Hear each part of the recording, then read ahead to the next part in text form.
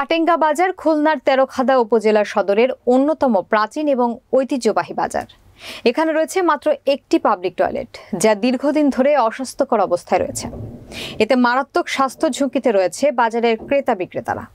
খুলনা জেলার প্রতিনিধি রাসেল আহমেদের প্রতিবেদনে থাকছে বিস্তারিত। স্থানীয় সূত্রে জানা গেছে, উপজেলার সর্ববৃহৎ বাজার কাটেঙ্গা বাজার। এই বাজারটি সপ্তাহের শুক্র, সোম ও বুধবার হাট বসে।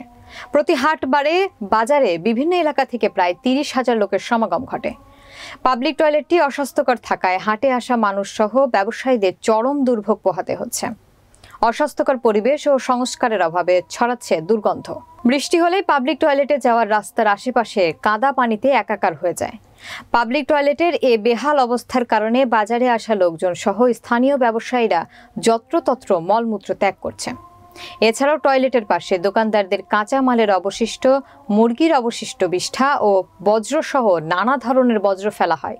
এতে দূষিত হচ্ছে পরিবেশ। পাশাপাশি ওই এলাকায় পানিবাহিত রোগবালাই লেগেই থাকে।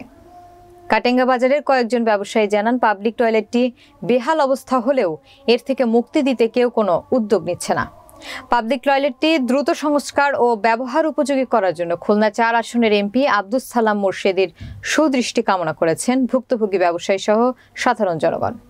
গেলে খুব দুর্গন্ধ, কষ্ট হয়, খুব দুর্গন্ধ।